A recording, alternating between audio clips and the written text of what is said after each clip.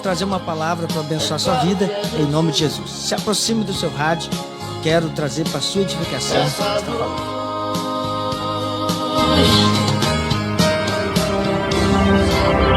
Em Êxodo, capítulo 13, versículo 7, então o Senhor continuou: certamente vi a aflição do meu povo, que está no Egito, ouvi o seu clamor, por causa dos seus feitores. Conheci o seu sofrimento, o sofrimento do meu povo, e por isso eu desci, para livrá-los da mão dos egípcios e para fazê-los subir a uma terra ampla, terra que mana leite e mel, no lugar do cananeu, do Eteu, do Amoreu e do Ferizeu, e do Eveu, e do Jebuseu. Pois o clamor dos filhos de Israel chegou até mim, e também vejo a opressão com que os egípcios os oprimem. Amém?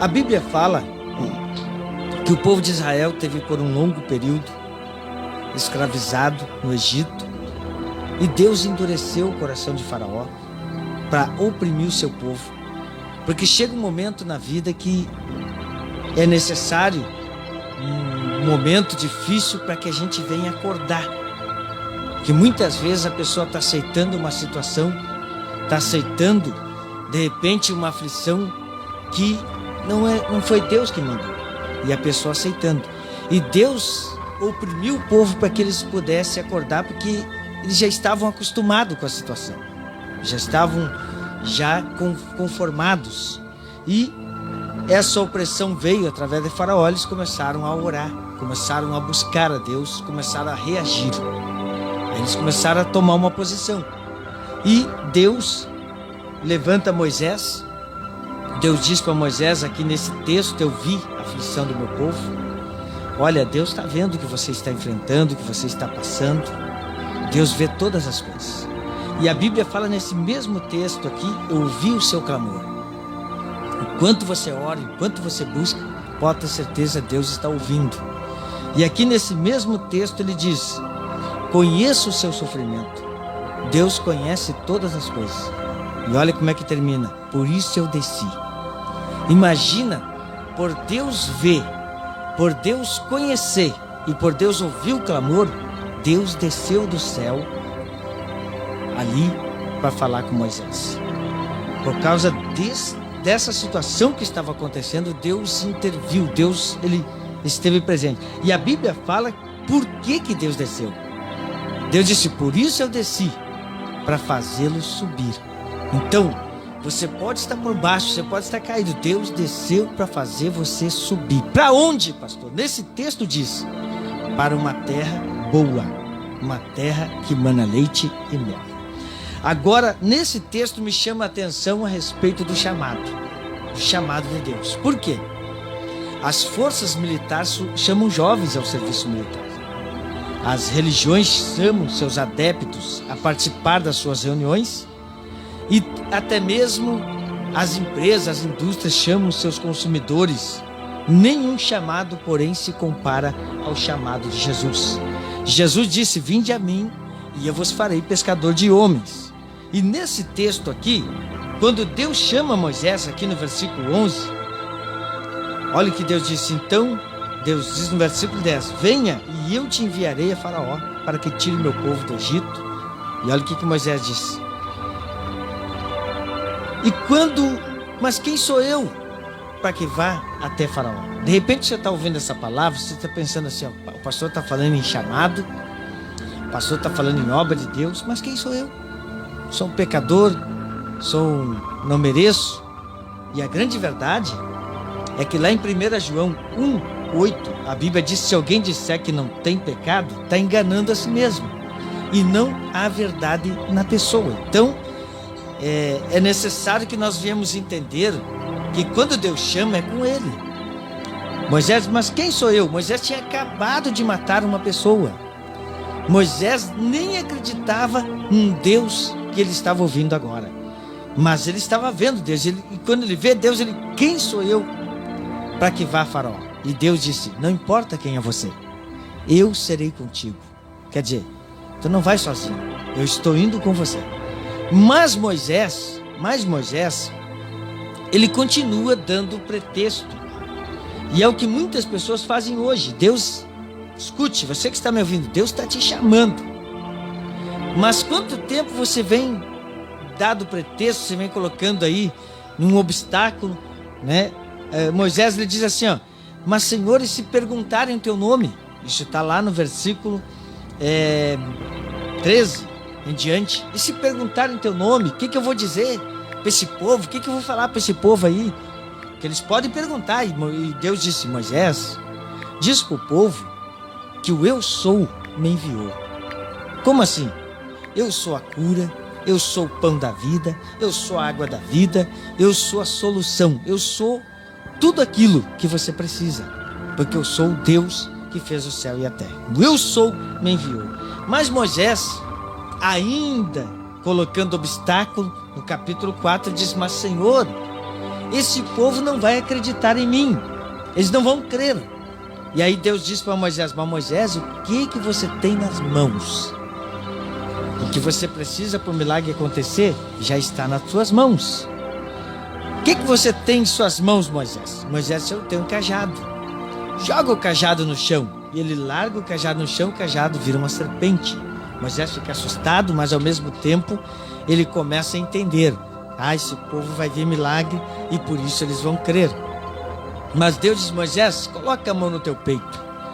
Quando ele coloca a mão no peito, a mão dele fica leprosa. E ele vê a mão leprosa e ele fica assustado, mas a mão leprosa, e Deus diz, bota a mão no teu peito de novo. Ele coloca a mão no peito e a mão dele fica curada. Então Deus, quando ele chama, ele cura. Ele faz a cura para que você possa levar cura, para que você possa curar. Deus tirou as enfermidades do coração dele, a mágoa, ressentimento, tudo aquilo que prejudica o ser humano. Porque ele colocou a mão no peito para arrancar todo tipo de mal que havia dentro dele, a incredulidade e tudo que estava prejudicando a sua fé. Então Deus, ele cura. E Moisés continua colocando pretexto, Moisés continua colocando barreira. No versículo 10, então Moisés disse ao Senhor, Senhor, eu nunca fui eloquente, sou pesado, né? E olha só, nem depois que falaste a teu servo, pois sou pesado de boca e pesado de língua. Quer dizer, Moisés não sabia falar, de repente ele era gago, não tinha dificuldade para falar, não se sabe. Bem, mas a Bíblia fala aqui que ele disse, eu não sei falar, não consigo falar, eu sou pesado de língua. E Deus diz, quem fez a boca do homem? Não sou eu, Deus? Quer dizer, Deus estava chamando ele. Deus não chama você para colocar você numa furada. Deus chama ele, mas eu não sei falar. Não importa se você não sabe falar. Depois você está ouvindo essa palavra, pastor, não sei ler. Pastor, não sei. Não, Deus está dizendo aqui, nesse texto, foi ele que fez você. E se ele está chamando você, fica tranquilo, confia em Deus. Olha o que diz no versículo 13, porque Moisés continua colocando obstáculo, que é o que muitas pessoas têm feito nesses últimos dias, nesses últimos tempos. Olha o que diz lá. Porém Moisés respondeu, Senhor, envia outro alguém que quiseres enviar, menos a mim. Quer dizer, ele está tentando tirar o corpo fora. Mas envia outro, Senhor. Mas não envia eu não. Meu amado, você que está na escuta do programa, Deus está te chamando. E quando ele chama, não importa se você é grande, se você é pequeno, se você é forte, se você é fraco, se você é branco, preto, se você é rico, pobre, Deus está te chamando. E quando Deus chama, ele capacita para a sua obra. Moisés começa a botar 1001 pretextos e desculpas e dificuldades. Um chamado que Deus está fazendo. Deus está chamando você. Você que está me ouvindo, eu não sei onde você está, não sei quem é você, mas Deus está dizendo, eis que te enviarei a Faraó. Te enviarei porque, meu amado, nesse mundo há um opressor que está escravizando as vidas, que está escravizando as pessoas, que é o diabo. Ele veio para roubar, matar e destruir. Ele tem escravizado pessoas no mundo das drogas, nos vícios, na prostituição, escravizando as pessoas em situações que elas não conseguem sair. Mas Deus está enviando você. Deus está dizendo: meu servo, minha serva. Eis, mas minha serva, pastor, mulher também, pastor. A Bíblia diz, no livro de Atos, capítulo 12, você lê todo o capítulo, Deus, ele disse através da boca de Pedro, e esta é a promessa que disse o profeta Joel: acontecerá que nos últimos dias derramarei do meu espírito sobre toda a carne. Se você que está me ouvindo, aí você beliscar o seu corpo, aí você vai ver que é carne. Sobre toda a carne. É homem, mulher, criança. E ainda diz mais: vossos jovens terão visões, né? Os velhos sonharão, profetizarão as mulheres. Então, o chamado de Deus nesses últimos tempos é para todo aquele que atende o chamado. A Bíblia diz: muitos são chamados, mas poucos são os escolhidos. Por quê? Porque o chamado é para todos. O chamado é para todo aquele que crê. Mas quem são os escolhidos? Aqueles que atendem o chamado de Deus. Aqueles que dizem: eis-me aqui, Senhor, envia-me a mim. Então Deus está te chamando aqui nesta manhã. Pastor, eu vou trazer aqui, vou dizer para você que Deus, ele sempre usa aqueles que se oferecem. Pastor, mas eu sempre ouvi dizer, pastor, que ele não deve se oferecer assim para a obra. A gente não deve, não, mas a Bíblia diz o contrário. Quando todo o povo de Deus estava com medo do gigante Golias, Davi se ofereceu. Ele foi até o rei: não, deixa eu enfrentar esse gigante. Aí ele se ofereceu e Deus usou ele. A Bíblia fala que quando Deus gritou do céu e disse: quem enviarei? Quem há de ir por nós? Isaías estava escutando e disse: eis-me aqui, Senhor, envia-me a mim. Ele se ofereceu. E lá em Romanos capítulo 12, versículo 1 diz: oferecei-vos o vosso corpo em sacrifício a Deus, que é o vosso culto racional. A Bíblia está dizendo: oferecei-vos a Deus. Meu amado, Deus está te chamando. E o que eu tenho que fazer, pastor? Você colocar à disposição. Aí eu procure uma igreja, ou se você já frequenta a igreja, fale com o seu pastor: pastor, eis-me aqui, eu estou para o que deve né? Mas não se ofereça querendo fazer o que você quer, mas aquilo que Deus quer. Né? Muitas vezes a pessoa até quer fazer a obra, mas a pessoa pensa que a obra é do jeito dela. Não, é do jeito que Deus quer. Não é da maneira que nós queremos. Se Deus está te chamando, se coloque à disposição, porque a direção de Deus sempre vem de uma autoridade instituída por Deus. Sempre vem de uma autoridade instituída por Deus. Quer ver? A Bíblia fala em 1 Samuel capítulo 3, e o jovem Samuel servia a Deus perante Eli. Quer dizer, para ele servir a Deus, ele tinha que servir Eli. Então, entre Deus e o homem, sempre vai existir uma pessoa humana. Então, meu amado, a direção de Deus sempre vai vir de uma autoridade instituída por Deus. Então, não queira fazer a obra de qualquer jeito e dizer: não, porque eu faço o que eu quero. Não, Deus vai dar direção para você. E Ele vai dar direção para você através do pastor, através do líder, através do líder espiritual. Amém? A Bíblia fala que todos os homens de Deus, eles tiveram alguém acima deles. Tiveram alguém que viesse conduzir e dar instrução para eles. Por exemplo, o rei Saul, ele recebeu instrução do seu líder espiritual chamado Samuel. O Samuel chega para ele: faz assim, Deus está mandando fazer dessa forma. Ele foi lá e fez o contrário. Ele não executou a obra por completo daquilo que Deus mandou. E a Bíblia fala que o profeta Samuel vai até ele: tu fez o que Deus mandou? Não, eu fiz. Mas e por que eu estou ouvindo um som de animais aqui? Tu não fez a obra por completo. Não, é que eu separei aqui uma oferta para Deus. Irmãos, Deus, ele recebe oferta, mas essa oferta Deus não iria receber, porque era uma oferta da desobediência, era uma oferta de desobediência. Então Deus disse: olha, melhor é obedecer do que sacrificar. E aí Deus disse que a obstinação é como o pecado de idolatria, e a rebelião como o pecado de feitiçaria. E o que Deus estava ensinando para nós aqui? O que é obstinação? Obstinação é a tendência para o mal. É a pessoa que tenta justificar o pecado. É a pessoa que tenta argumentar, que foi o que o rei Saul tentou fazer. Não, eu separei, que ele quis justificar o que ele fez. E Deus comparou a obstinação como o pecado de idolatria. E se você for analisar nos mandamentos, a idolatria tal é o primeiro mandamento, nos 10 mandamentos. Então, a obstinação é que inaugura a quebra de princípios daquilo que Deus nos deu. Então, por isso, o pecado da obstinação que nem pecado da idolatria. E a rebelião como pecado de feitiçaria.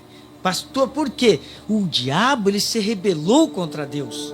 O diabo, ele não só se rebelou, como ele fez uma rebelião. Ele tirou uma terça parte dos anjos, e esses anjos se transformaram em demônios. Em demônios do mal, em principados do mal. Então, meu amado, quando uma pessoa, Deus fez o homem para invocar a Deus. Quando uma pessoa, ela se envolve em rebelião, ela está invocando essas entidades, esses espíritos de rebelião. Por isso que é necessário, sempre, uma vez uma pessoa chegou para mim e disse assim: pastor Luciano, o senhor tem uma boa palavra, o senhor é uma pessoa que faz tempo que está trabalhando, por que o senhor não abre uma obra por conta, pastor? Uma igreja por conta? Eu disse: não, me perdoe, mas eu prefiro ser fiscalizado. Eu prefiro que esteja alguém acima de mim para me fiscalizar, do que ter uma obra que eu vou abrir por conta, vou fiscalizar, mas não vou ser fiscalizado. Eu prefiro, porque quem faz a coisa certa não tem nada a temer. Quem faz o que é certo não tem por que fugir de ter alguém acima. Meu pai na fé me disse uma vez: Luciano, tu vai crescer, tu vai subir degrau, e quando tu subir lá em cima, tu vai descobrir que sempre tem alguém acima de nós. E esse é o princípio bíblico, princípio de Deus. Princípio que traz bênção. Traz bênção para a sua vida. Você que está me ouvindo, de repente você quer tanto fazer a obra de Deus, faça, mas faça da maneira correta. Começa certo. Começa certo, você... saiu todo aquele povo do Egito com Moisés.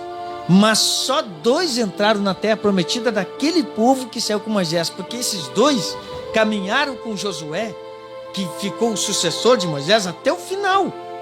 Então, Moisés entrou na terra, eles entraram junto, porque eles estavam junto com Josué. Então, esteja do lado do seu pastor. Vou dizer uma coisa para você: quando Moisés desceu do monte, que ele recebeu os 10 mandamentos, Moisés falou uma palavra muito séria. Primeiro eu vou dizer para você o que Deus falou. Moisés está lá em cima, lá recebendo os mandamentos, e Deus disse: Moisés, desce, porque o teu povo se corrompeu.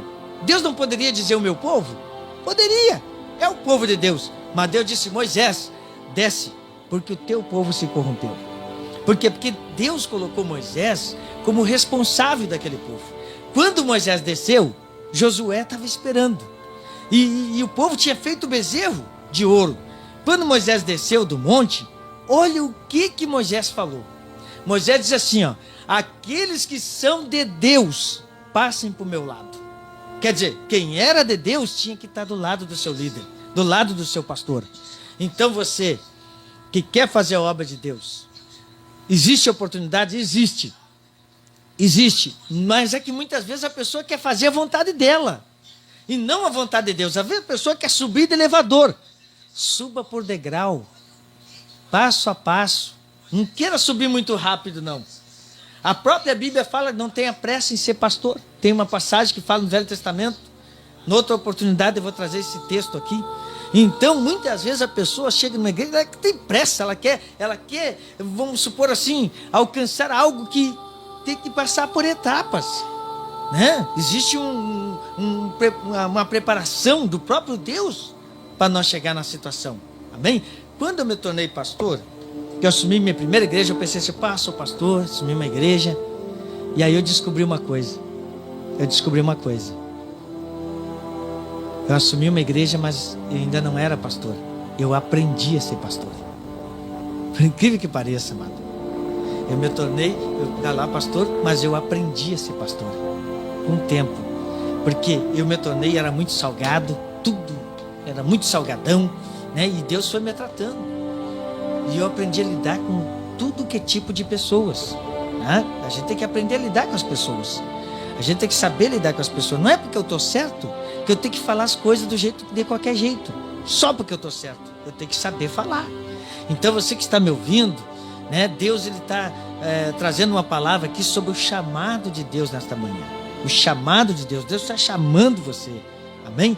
Deus, Ele quer que você venha fazer. Nós temos, Deus quer levantar os profetas da última hora, os missionários da última hora. Nós estamos vivendo tempos que é necessário que os profetas se levante, que os missionários se levante para alertar esse povo, para falar para esse povo que está aprisionado no Egito, que existe uma salvação, que existe um Senhor, existe um Deus que fez os céus e a terra. Esse Deus enviou seu Filho Jesus, e Jesus falou: assim como a serpente foi levantada no deserto, importa que o Filho do Homem seja levantado, e todo aquele que nele crê não será confundido.